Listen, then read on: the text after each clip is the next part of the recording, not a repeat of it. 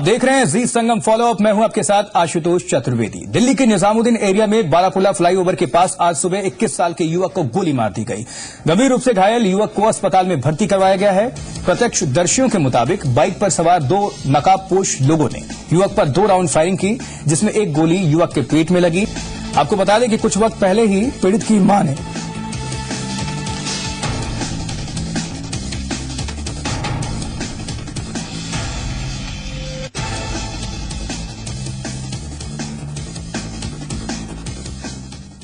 चलिए आगे बढ़ते हैं। यूपी के हाथरस के रहने वाले एक इंजीनियर प्रमोद पाठक और उनका हेल्पर चेनाब नदी में बह गए हैं और ये हादसा आज सुबह 9:30 बजे किश्तवाड़ से 45 किलोमीटर दूर किर्रो इलाके में हुआ।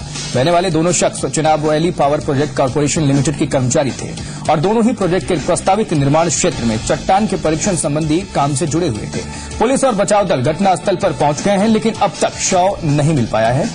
आपको बता दें कि Chenab valley power project corporation limited NHPC के साथ मिलकर 680 मेगावाट का किर्रू पावर प्रोजेक्ट पर काम कर रहे हैं। ज्यादा जानकारी के साथ हमारे संवाददाता राजू सिंह जुड़ चुके हैं। राजू, क्या कुछ जानकारी है आपके पास? देखिए, आज सुबह 9:30 बजे ये दोनों ही लोग किर्रू पावर प्रोजेक्ट जो पटियाला में है वहां पर एक रॉक टेस्टिंग के लिए गए हुए थे। तो अचानक ही रास्ते के ऊपर ये रैप कर रहे थे, वो अचानक ही वहां से बीच में कट गया और ये लोग दरिया में गिर गए हैं। तो अभी तक इन दोनों का कोई भी पता नहीं चल रहा है, क्योंकि पानी तेज होता है उसमें और जब तक चुनाव को कहीं वो आगे कहीं रोकेंगे नहीं, दोनों की कोई भी बॉडीज नहीं मिलेगी। राजू, आपसे जानना चाहेंगे क्या गोताखोरों की मदद ली जा रही है यहाँ पर? यहाँ पर अभी तक जो हमें जानकारी है उसमें पुलिस के जो तैराक हैं वो वहां पर पहुंचे हुए हैं और आर्मी के कुछ तैराक हैं वो वहां पर गोताखोर पहुंचे हुए हैं, जो इनको वहां पर गोताखोरी करके देख रहे हैं कि कहाँ पर इनकी बॉडीज वगैरह रुकी हैं। तो फिर अभी तक इतना ही पता चल पाया है कि पुलिस और आर्मी दोनों के ही गोताखोर वहां चुनाव में इनको ढूंढ रहे हैं। चलिए, जानकारी के लिए शुक्रिया राजू। आगे रुक करते हैं, वाराणसी की बात करते हैं। वाराणसी में बिना इजाजत ड्रोन कैमरे से गंगा आरती की वीडियोग्राफी का मामला सामने आया है और 4 संदिग्धों को पुलिस ने गिरफ्तार किया है। खुलासा ये भी हुआ है कि पकड़े गए आरोपियों के ग्रुप में 12 लोग काम कर रहे हैं, जिनमें ऑस्ट्रेलिया, अमेरिका के लोग भी शामिल हैं। फिलहाल खुफिया विभाग के अधिकारी और स्थानीय पुलिस आरोपियों से पूछताछ में जुट गए हैं। वाराणसी के ऊपर ड्रोन की नजर, किसने की गंगा आरती की निगहबानी, बिना इजाजत संवेदनशील जगहों की फोटोग्राफी। वाराणसी पुलिस की गिरफ्त में 4 संदिग्ध।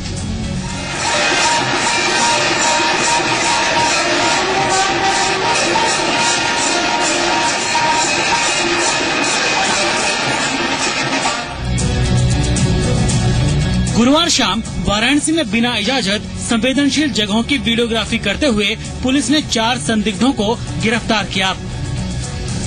वाराणसी पुलिस के शिकंजे में आए ये वही आरोपी हैं जिन पर प्रशासन की आंखों में धूल झोंककर गंगा आरती की वीडियोग्राफी करने का आरोप लगा है। पकड़े गए आरोपियों की दलील है कि वो वाराणसी की जीवन शैली पर किसी डॉक्यूमेंट्री पर काम कर रहे हैं, लेकिन सवाल यही है कि जिन जगहों पर वीडियोग्राफी के लिए इजाजत नहीं दी गई, आखिर उन जगहों की तस्वीर किस मकसद से ली गई? शूटिंग कर रहे थे, एक डॉक्यूमेंट्री फिल्म बना रहे थे, जिसमें वो उन्होंने ड्रोन कैमरे के साथ साथ हेलीकैम के साथ साथ वॉकी टाकी और अन्य यंत्रों का भी इस्तेमाल कर रहे थे। वो विदाउट परमिशन, उनके पास परमिशन भी नहीं थी। यहाँ थाना दशाश्वमेध पे लाए गए हैं वो लोग, उनसे पूछताछ चल रही है। मामले में पुलिस ने केस दर्ज कर लिया है। गिरफ्तार किए गए लोगों में 2 हरियाणा के और एक शख्स दिल्ली और मुंबई के रहने वाले हैं। प्रशासन की माने तो गिरफ्तार किए गए आरोपियों को 7 जुलाई तक सामान्य वीडियोग्राफी की इजाजत दी गई थी, लेकिन ये लोग 10 जुलाई को भी ड्रोन से दशाश्वमेध घाट की वीडियोग्राफी करते पाए गए। ऐसे में लाजमी है कि इनकी नीयत और इनकी करतूतों पर शक हो। इनके कोई जॉय भट्टाचार्य है, इनके मालिक हैं, उनको उनके थ्रू का कॉन्ट्रैक्ट था, उन्होंने इनको भेजा था। 7 तारीख तक की इन्होंने परमिशन लिया था और परमिशन में था कि ये 7 बजे तक शूटिंग होगी। ये 10 तारीख को कर रहे हैं पहला उल्लंघन, 8:30 बजे 8 बजे के आसपास कर रहे हैं। दशाश्वमेध जैसे संवेदनशील घाट पर कर रहे हैं, तो ये इलीगलिटी इनकी। गिरफ्तारी के बाद से ही आरोपियों से लगातार पूछताछ हो रही है। खुफिया विभाग के अधिकारी भी मौके का मुआयना कर सच को सामने लाने में जुट गए हैं। शुरुआती जांच में ये पता चला है कि वीडियोग्राफी करने के आरोप में गिरफ्तार संदिग्धों के ग्रुप में 12 लोग शामिल हैं, जिसमें ऑस्ट्रेलिया और अमेरिका के लोग भी हैं। ये लोग 5 जुलाई को वाराणसी पहुंचे थे। कुछ दिन पहले ही चंडीगढ़ पुलिस और आईबी ने वाराणसी में आतंकी हमले को लेकर अलर्ट जारी किया था। लिहाजा 4 बार आतंकी हमलों का दर्द झेलने वाली वाराणसी में तभी से चौकसी बढ़ा दी गई थी। प्रमुख चौक चौराहों, बाजार और गंगा घाटों पर विशेष निगरानी करते हुए बिना इजाजत गंगा आरती की वीडियोग्राफी को कानूनन अपराध की श्रेणी में रखा गया, क्योंकि साल 2010 में हुए शीतला घाट पर धमाके ने वाराणसी की सुरक्षा को लेकर कई सवाल खड़े किए थे। हर रोज दशाश्वमेध घाट पर गंगा आरती देखने हजारों श्रद्धालु आते हैं। लिहाजा इन जगहों पर किसी भी आतंकी वारदात को असफल करने के लिए सुरक्षा के कड़े इंतजाम किए गए हैं। ऐसे में दशाश्वमेध घाट पर बिना प्रशासनिक अनुमति के वीडियोग्राफी का ये मामला अब सवाल में आ चुका है।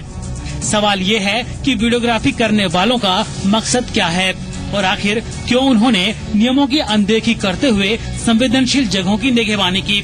फिलहाल इन सवालों का जवाब तो तभी संभव है जब पुलिस की जांच प्रक्रिया पूरी हो। अमित सिंह, जी मीडिया, वाराणसी। और इस घटनाक्रम पर ज्यादा जानकारी के लिए हमारे संवाददाता अमित सिंह वाराणसी से जुड़ चुके हैं। अमित, जानना चाहेंगे अब क्या कुछ जानकारी है आपके पास, पुलिस क्या कुछ कार्रवाई कर रही है और साथ ही क्या कुछ खुलासा निकलकर सामने आ पा रहा है? देखिए, अब तक की जो पूछताछ हुई है उसके मुताबिक ये जो चारों पकड़े गए लोग हैं ये प्रोफेशनल्स हैं। एक निजी चैनल के लिए ये लोग डॉक्यूमेंट्री बना रहे थे, प्रोडक्शन हाउस के लिए डॉक्यूमेंट्री लगातार उत्तर भारत के कई शहरों से ये बनाते हुए आ रहे थे। शिमला, मनाली, इलाहाबाद के बाद वो वाराणसी पहुंचे थे और चूंकि 7 तारीख तक ही इनको परमिशन दिया गया था, वो भी वाराणसी के साधारण जगहों पर जाकर ये डॉक्यूमेंट्री बना सकते थे, जीवन शैली पर ये फिल्म बना सकते थे। इनके पास उस समय भी अति संवेदनशील इलाकों में डॉक्यूमेंट्री बनाने के लिए, शूटिंग करने के लिए परमिशन नहीं था। 10 तारीख को वो 6:30 पौने 7 बजे से लगातार वो शूटिंग कर रहे थे और ड्रोन कैमरे से ये लगातार शूटिंग कर रहे थे।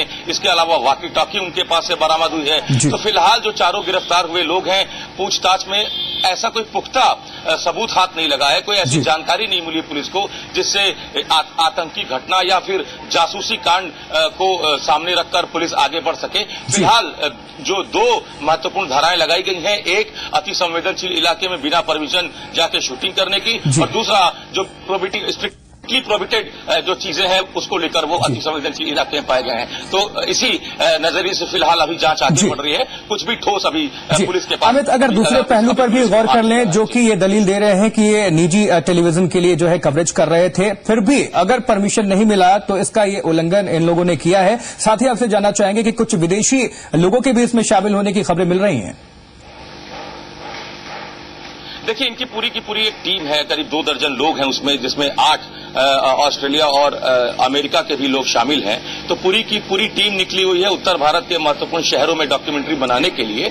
आपने जो सवाल किया वो बिल्कुल वाजिब है, बिल्कुल जायज है, क्योंकि किसी भी कीमत पर जो संवेदनशील इलाके हैं वहां आप वॉकी टॉकी या फिर ड्रोन कैमरा या फिर जो ज्वलनशील पदार्थ लेकर आप नहीं जा सकते हैं। आपको इसके लिए परमिशन प्रशासन देता ही नहीं है। तो ये एक निश्चित रूप से सुरक्षा को लेकर बेहद गंभीर मसला है। और ऐसे में जबकि आईबी ने अलर्ट जारी कर रखा है, 2 दिन बाद सावन शुरू हो रहा है, हजारों की संख्या में लोग यहां पहुंचे हुए हैं और 4 बार आतंकी हमलों में से 2 बार जो आतंकी हमला हुआ 2005 और 2010 वो दशाश्वमेध और शीतला घाट पे ही हुआ था। 2006 में यहां से विस्फोटक बरामद हो चुका है। तो ऐसी जगह पर आपको पहले 10 बार कम से कम सोचना चाहिए था। और अगर आपको डॉक्यूमेंट्री बनाना ही था तो तरीके से बनाते। जो समय दिया गया था उस तय समय के अंदर, उस समय सीमा के अंदर आप डॉक्यूमेंट्री, और जिन जगहों पर अनुमति मिली थी उन्हीं जगहों पर जाकर आपको फिल्म बनानी चाहिए थी। तो निश्चित रूप से सुरक्षा में एक बड़ी चूक का मामला है। इसके साथ ही एक और जो बड़ा मसला है वो सुरक्षा को लेकर इन जगहों पर एक हफ्ते पहले डीजीपी ने भी कहा था,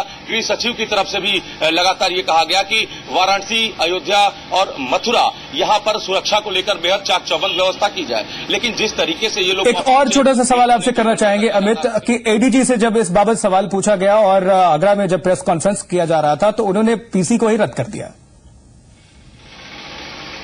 देखिए, उनके पास निश्चित रूप से जवाब नहीं था। राज्य सरकार कहीं न कहीं इस मसले पर बिल्कुल बैकफुट पर है, चूंकि ये सुरक्षा संबंधी मसला है और वो जो इलाका है काशी विश्वनाथ मंदिर से महज 100 मीटर भी दूरी पर नहीं है, तो ये एक बहुत बड़ा सुरक्षा में चूक का मसला है। संभवतः यही वजह है कि जो डीजीपी है, पुलिस के जो मुखिया है, उनको जवाब देते नहीं बना और उनको पीसी रद्द करनी पड़ी। चलिए, बहुत बहुत शुक्रिया इस जानकारी के लिए। घटनाक्रम पर नजर बनाए रखिए आप अमित यहाँ पर। और जैसा कि हमने कहा कि डीजीपी और यहाँ पर प्रमुख सचिव गृह ने अपने पीसी को आगरा में रद्द कर दिया इस बाबत जब पत्रकारों ने उनसे सवाल पूछा। तो आगे अगर बढ़े तो गाजियाबाद में पार्किंग के विवाद में युवक से मारपीट के मामले में अब पुलिस पर कैबिनेट मंत्री राजेंद्र चौधरी की तरफ से दबाव बढ़ रहा है, जहां जिसके बाद अब पुलिस पीड़ितों को मामले से पीछे हटने के लिए दबाव बना रही है। आरोपी की कोतवाली इंचार्ज वीर विक्रम सिंह पीड़ितों पर मंत्री के रिश्तेदारों से नहीं उलझने का दबाव बना रहे हैं। और यही नहीं, एसपी सिटी से जब इस बाबत फोन पर मामला जाने की कोशिश की गई तो एसपी सिटी ने मामले के होने से ही इनकार कर दिया। दरअसल बताते चले आपको कि कल गाजियाबाद के आर्यनगर में प्रदेश के कैबिनेट मंत्री राजेंद्र चौधरी के भतीजे और उसके साथियों ने एक युवक से मारपीट की। विवाद कार पार्किंग को लेकर हुआ। अमित नाम का युवक जब अपनी कार पार्किंग कर रहा था तभी सचिन चौधरी और उसके साथियों ने मारपीट की और उसकी कार के शीशे तोड़ दिए गए। यही नहीं, वहां मौजूद अन्य लोगों के साथ भी युवकों ने मारपीट की और युवक ने बड़ी मुश्किल से भागकर अपनी जान बचाई, जिसके बाद पुलिस को सूचना दी गई। पुलिस ने पीड़ित युवक को जिला अस्पताल पहुंचाया, लेकिन किसी भी आरोपी युवक को गिरफ्तार नहीं किया गया। वहीं इस मामले में हमने जब आला अधिकारियों से बात करने की कोशिश की तो उन्होंने कुछ भी कहने से इनकार कर दिया, साथ ही मीडिया को अपना काम करने की नसीहत दे डाली। क्या नाम है आपका? हम 7-8 जने थे, जिनको मैं 3 को जानता हूँ। एक का नाम भीम है, एक का नाम गोलू है, एक का नाम और है। कई लौंडे थे जो मेरे से लिपट पड़े में मतलब जी। अभी मैं सरकारी हॉस्पिटल आया हूँ। एक आदमी कह रहा है कि नकलो फोन मिलाओ, नकलो फोन मिलाओ। किसको? राजेंद्र चौधरी को। और क्या? और नकलो किसको मिलाएंगे? कोटगांव में नकलो का तो राजेंद्र चौधरी हैं, उनके नाम की धमकी दे। पुलिस वाले भी उनके साथ ही हैं। वहाँ से निकला हूँ, मैं गाड़ी लेने गया हूँ, इतने पीछे खड़े हुए थे लड़के कुछ। उन्होंने मुझे जाते ही गाली बकी, सारे यहाँ गाड़ी कैसे खड़ी कर रखी है। मैंने कहा भैया तुझे में क्या दिक्कत हो गई? इतना कहते ही उन्होंने मुझे मारना चालू कर दिया। कौन थे वो? उसके बाद एक सुरेंद्र शर्मा जी हैं, सुरेंद्र पंडित जी वहीं रहते हैं, वो थे। एक मुझे पता चला है, मैं तो ज्यादा देख नहीं पाया, सचिन चौधरी है, रंजन चौधरी है भतीजा, वो आया था। बाकी मुझे इतना जाने तो। आगे बढ़ते हैं। गुड़गांव में खुफिया एजेंसी रॉ के एक अधिकारी पर महिला से जबरदस्ती करने का आरोप लगाया है। महिला ने रॉ अधिकारी राकेश नंदा पर घर में घुसकर जबरदस्ती करने का आरोप लगाया है। महिला ने पुलिस पर भी मामले में ढिलाई बरतने का आरोप लगाया है। और मणिपुर की रहने वाली महिला गुड़गांव के डीएलएफ फेज 2 में रहती थी और एक एक्सपोर्ट कंपनी में एमडी है। ये पूरा मामला 30 जून का है, जब 45 साल की महिला के घर में आरोपी शख्स घुसा और खुद को रॉ का अधिकारी राकेश नंदा बताया। और इसके बाद राकेश नंदा ने घर में सामान रखा गया था उसको तहस नहस कर दिया, उलट पलट दिया, जिसका महिला ने विरोध किया और उसका आई कार्ड मांगा। तो आरोपी ने महिला के साथ जबरदस्ती की और उसके बाद जब महिला ने शोर मचाया तो आरोपी वहां से फरार हो गया। पुलिस ने करीब 8 दिन बाद केस दर्ज किया इस मामले को लेकर, लेकिन अभी तक गिरफ्तारी नहीं हुई है। पुलिस का कहना है कि जांच के बाद ही कोई भी कार्रवाई होगी। उसने ये कहा कि मेरे घर पे आए और मेरे घर की तलाशी लेने की कोशिश की, तो इसके बारे में एफआईआर दर्ज के लिए इन्वेस्टिगेशन चल रही है। अगर उसके खिलाफ सबूत काबिल गिरफ्तारी मुझे जरूर अरेस्ट किया जाएगा। वो कमांडर लेवल का अधिकारी है। नशाखोरी के खिलाफ सख्त अभियान चलाते हुए पंजाब पुलिस ने पटियाला के नाभा स्थित मैक्सिमम सिक्योरिटी जेल और न्यू जेल नाभा में सघन छापेमारी की है। और ये छापेमारी आपको बताएं कि पटियाला के एसएसपी और डिप्टी कमिश्नर की अगुवाई में की गई। इस छापेमारी अभियान में पंजाब पुलिस के करीब 1500 जवानों को लगाया गया था और 4 घंटे तक चली इस छापेमारी के दौरान दोनों ही जेलों से कुछ खास सबूत तो पुलिस के हाथ नहीं लगे, लेकिन जेलों से 10-10 मोबाइल फोन और कई सिम कार्ड्स बरामद किए गए।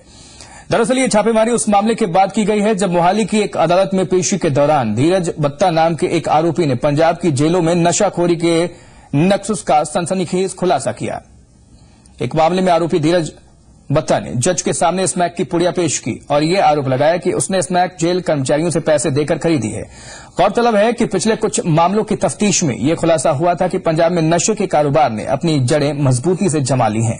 नशे के काले कारोबार में रसूखदार लोगों, बड़े अधिकारियों, राष्ट्रीय स्तर के खिलाड़ियों से लेकर सुरक्षा एजेंसियों के लोगों पर भी उंगलियां उठी हैं। और इस मामले की गंभीरता इस बात से भी जाहिर होती है कि पंजाब में नशे के काले कारोबार को लेकर गृह मंत्रालय ने प्रदेश सरकार को सख्त कदम उठाने के निर्देश दिए हैं। ऐसे में सवाल यही है कि जब प्रशासन और सरकार ही सवालों के घेरे में हो तो पंजाब को नशे से मुक्ति कौन दिलाएगा।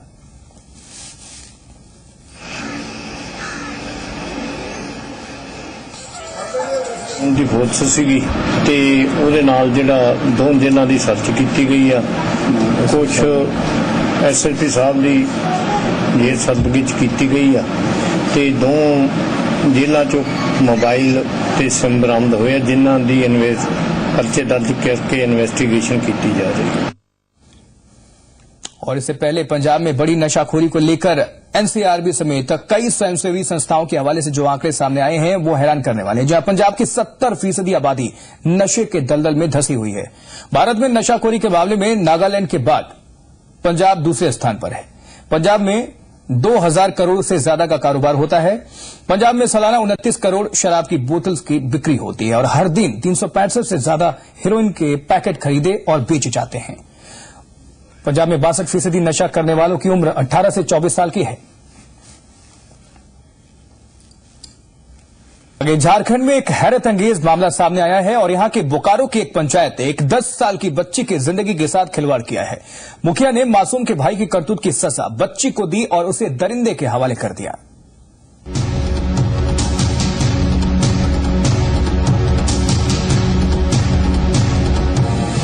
झारखंड के बोकारो में न सिर्फ दिल दहला देने वाला बल्कि समाज को शर्मसार करने वाला मामला सामने आया है। यहाँ एक 10 साल की मासूम को उस गुनाह की सजा दी गई जिससे उसका कोई लेना देना नहीं था। भरी पंचायत में मुखिया ने तुगलकी फरमान जारी किया और शुरू हो गया मासूम से दरिंदगी का घिनौना खेल। खींच के टांग के बनाने गुड़िया हालाका बंदी घर खींच के घर चले गया जगह तो वहाँ से उतर आया तो घर आया घर से चल लोहा।